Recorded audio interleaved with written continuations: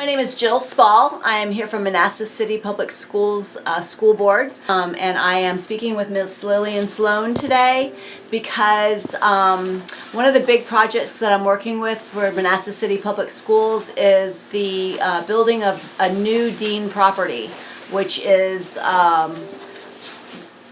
something that the citizens have been looking forward to for our students and their futures. And so I think that anytime you're moving forward, it's always good to take pause and look back and see where we came from. And Ms. Lillian is one of the people that actually attended the school when it was called Manassas Industrial School. And so we're going to find out a little bit more from her today about what life was like back then. Okay, so Ms. Lillian, So I learned about you through our mutual friend, and I looked you up, when he said that what your age was and that you had an affiliation with Dean School. And so I see that you have had an article written about you in the Washington Post. And in that article, you were pretty free in explaining life as a school-age child in Front Royal. But I didn't see where they were able in that article to delve very deeply into what life was like when you went to Manassas Industrial School. So I've got a couple questions, but if you have just initial thoughts, the top of my mind was you said I never had an opportunity to ride a school bus, even though a bus came every day to pick up the white students who lived on my lane. There was a spring nearby, a reservoir or water hole where someone used to go every morning to bring a bucket, and that was our drinking water. So just to unpack that was your drinking water at school? Yes. Okay, and so what ages did you attend? When you went to school as a youngster in Front Royal? In Linden. In Linden, In okay. Linden, yes. And when did you start to attend school in Manassas, Virginia? I started to attend school in Manassas in 1940. 1940, okay. So I just want to say thank you for the opportunity to meet with you today. How did you, and a bunch of things come to mind. The big one is when we started kind of with the opening about a school bus in Linden that wasn't available to you. How did you get to Manassas? My parents transported me. Okay. We had an automobile. Okay. And, but when I had graduated from elementary school, I was 12 years old, and I turned 13 that summer. Okay. And I was the youngest one in my family. And my mom was so interested and wanted me to have further education that we started searching for a high school for me to attend. Okay. And we made a visit to Front Royal. We walked to Linden and caught the Trailway bus and came to Front Royal to visit the school, the superintendent of Warren County. Okay. Because we did live in Warren County, but because of the fact that the closest school to me it was in Fauquier County, so I attended this one-room elementary school in Fauquier County that I could walk to. And so it was through the superintendent of the Warren County Public Schools that we found out about Manassas Industrial High School. And so that's how it came about that I was able to go to Manassas. Okay, so that to me highlights a lot of things because we have a wonderful superintendent and current day in Manassas City who I'm sure has, great relationships. But isn't it wonderful when you have a superintendent that really listens and cares and looks out for students that may or may not ultimately be theirs? That's a wonderful thing that I love about education and people that care about kids for real. So your mom drove you to school. I mean, No, what does that look like? Not my mom, my dad. Your dad. He took me to Manassas because I lived in a dormitory. Okay, that's what I was trying to figure out. Yeah, Okay. I lived in a dormitory. And so they took me there. And so the first year that I was there, I only got to come home like Thanksgiving, Wow. Christmas, Easter. maybe a weekend if something special was going on at home. Okay. But and on top of that, there was no public transportation for me to get from Manassas to Linden, where I was living. Right. So you're 13 years old. You're living away from home. It's because your parents love you so much and they want to have that education for you. What is daily life like then, living in that dormitory? How many other kids were with you? Well, I was in a girls' dormitory, and there were 2 levels. There was a 3rd level in the dormitory, but there were no students living on the 3rd level, and I lived on the 2nd level. And I might add that my parents had to pay for me to attend this high school in Manassas, and I was in a work program. So to get up in the morning to get ready for school, and then I would have to go and work in the dining room. Okay. To help to set the tables or clear the tables or serve the food or whatever until time to go to class. And then I would go to class, then we'd have to come back for lunch at the dormitory, and there again I would work in the cafeteria there in the dormitory for lunch, and then go back to class, and then at the end of the day come back to the dormitory and go do the same thing for the dinner hour. Wow. And then following that to do homework or whatever I needed to do to prepare for the next day. So almost like modern day college. Oh yeah. So did you have like an enviable job in the cafeteria, or did other girls have jobs that you liked better that you were aspiring to have, or what did that look like as far as daily life? Where did other people go to do their work hours? Well, we either worked in the kitchen or in the dining room. Okay. I don't recall anybody having any cleaning responsibilities other than that. Okay. But that was the people that I was friends with did the same thing that I did. Have you stayed in touch with anyone? Do you still know anyone from back in those days? Really, all the people that were with me have passed on. Okay. Okay. Anybody that stands out, just as anybody that you.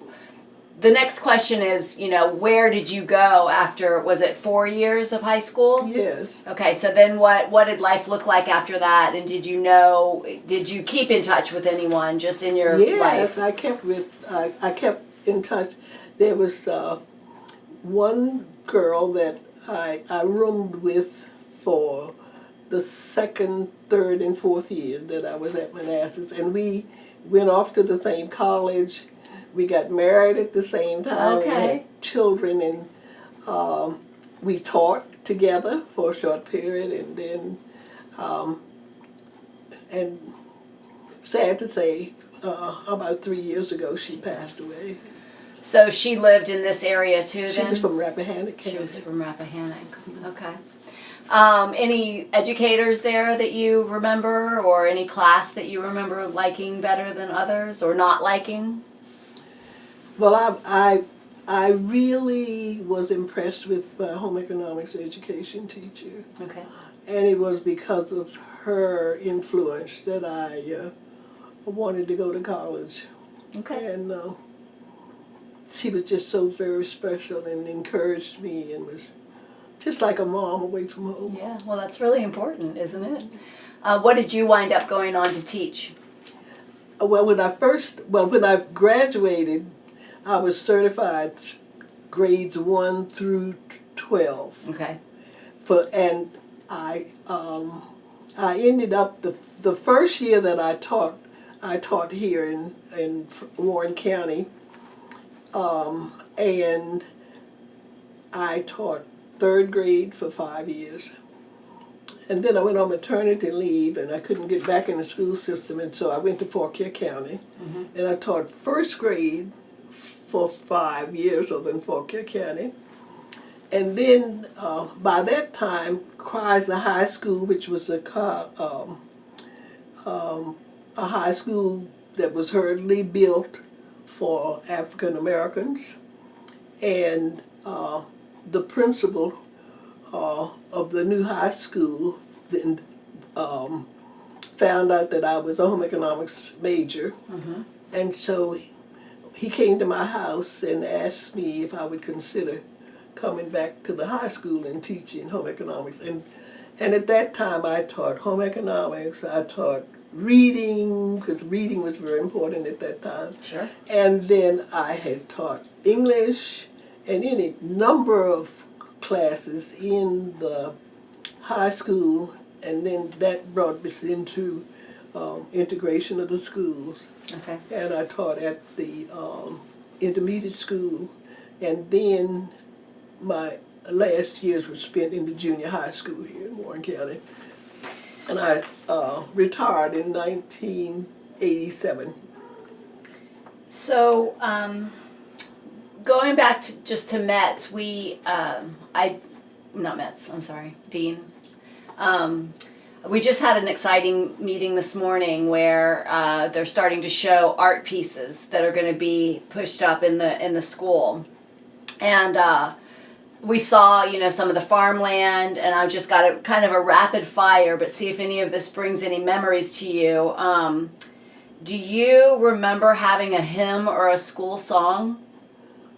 Yes, we did have a school song, but don't ask. That's me. okay. No, they say I think one of the phrases is going to be "The colors gleam for Jennie Dean." Yes. Do you remember something like that? Yes. Okay, Yes. that seemed exciting. And then Hackley Hall. Do you remember that name? Hackley Hall. Hackley. That could be. I might have written it Hall wrong. was probably my dormitory was Holland Hall. Okay. And that's probably the boys' dormitory, Okay. because that was a boys' dormitory. Right. Right. And then we've got some photos of like cooking classes and welding class, and again, I'm not quite sure, that might have been way before your time. I don't know how far back in history. No, there was a cottage on the campus, and that's where the home economics education classes were taught. And I recall that when we went to class, we had to put on a white uniform. Okay, like a chef's hat or Yes. something? Okay. Yes. So do you know that cottage is actually going to get moved back to the property? I had heard about Yes. that. I had heard about that. So that seems really exciting. I don't know that it's actually it's part more of the parks program than it is part of new Jennie Dean, but we are trying to bring it all home, and I hope that that's something I can send you a picture of, or that you can attend and see when that gets moved. But it's actually going to be physically moved to the area where. I'm surprised that it is still together. Well, it looks pretty good. Oh, it actually looks pretty good. I'd love to see.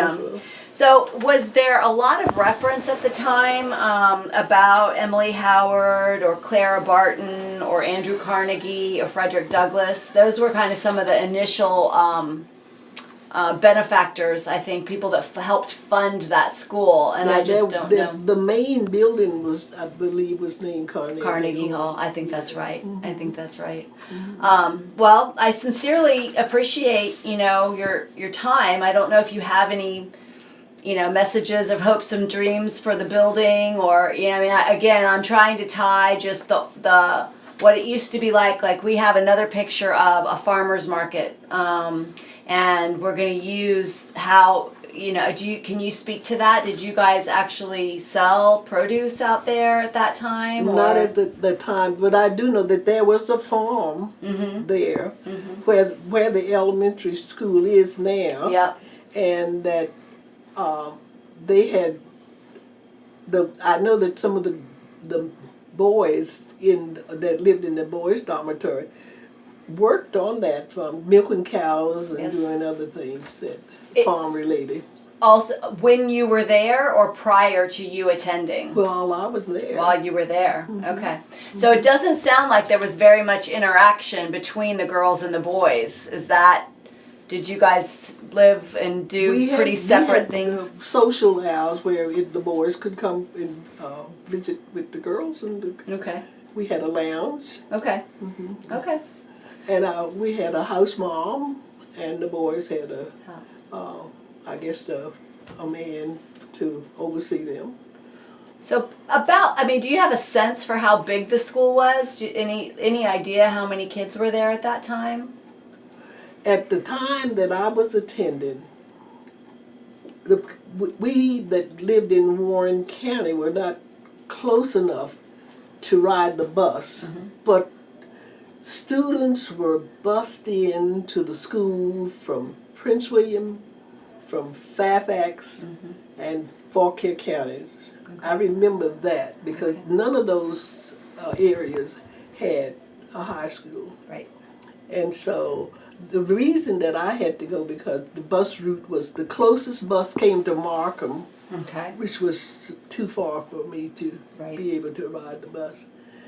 So, but It's pretty amazing. I mean, we've heard that Jennie Dean herself hiked from somewhere in Haymarket to school, and I don't have a sense for that either. I wish that I could ask her the questions. I'm guessing that she must have. They say that she walked from Haymarket to Manassas train station and then took the train to Washington, D.C. to go, learn and then get funding for the school. So that's just the concept of time. We are so spoiled now that we can get places so quickly and that, things happen in the blink of an eye, but to consider that kind of commute or you having to live, as a teenager where you went to school is... You probably won't believe this, but as time went on and we learned our way around Manassas and whatnot, I have actually walked from Manassas to Stonehouse. Okay, yeah. To catch a trailway bus to come to Front Royal. And that's easily 10 miles. I have walked from Centerville out 28 to Manassas. Wow. I wasn't alone. There were other students along with me. Okay. But that's how bad the transportation was back then. Right. And so you would do that like on the weekends together, or okay? So where do you take your trailway bus? Back home or back home? Okay. You're not gallivanting and visiting big No. cities or anything. You're just trying to get back home. That's just I think it's so valuable for youngsters to understand that. I always worked during the summers, and the last year when I graduated in the spring, I went to D.C. and took the civil service exam. Okay. And I worked in the State Department as a messenger during that summer. Wow. To help to pay for my college. That's very prestigious. You must have won out over a lot of other people to get a job like that. Yeah. I couldn't believe it. I went and took the civil service exam, and in less than a week I was called to work. That's a big deal. That was. Yeah. That was. They always say, but I had some relatives working in the State Department, and my old saying is, it's not always what you know. Sometimes it's who you know. That's right.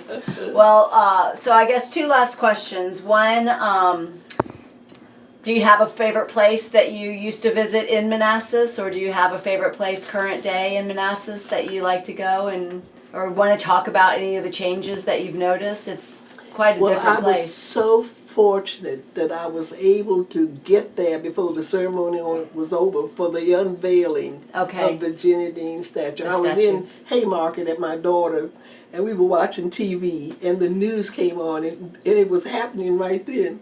And I told my daughter, you got to get me to Manassas. Isn't that a beautiful space? It is a nice job. Yes. So we were able to get there near the end, but we were able to see a part of it. Okay. And I do have pictures of me standing by this statue. Well, we're going to try to get you an invitation when we have the unveiling, so it's not a surprise and because the school is a big deal, and the community's really wanted it. I noticed you've got some colors on today. Is there anything that you want to just say about your grown-up life, or the colors that I have on represent my sorority, Alpha Kappa Alpha sorority, which was founded in 1908, and I'm a diamond soror. I was initiated in 1945 Wow. at Virginia State University, and I'm a lifetime member. That's wonderful. And I know that's a really big deal. It you know, there's a lot of support there, and you know, I see a lot of women wearing those colors proudly, and it carries you through, you know, your whole life. So, Yes. I just wanted to give you a chance to give them a shout out if that's what you're looking for.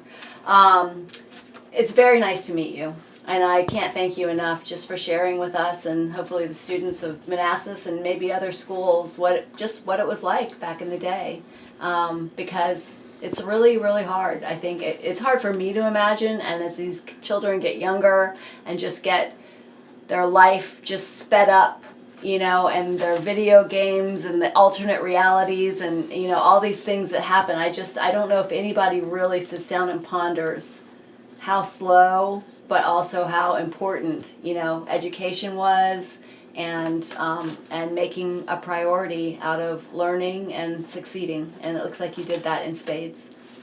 Thank you so much. Thank you.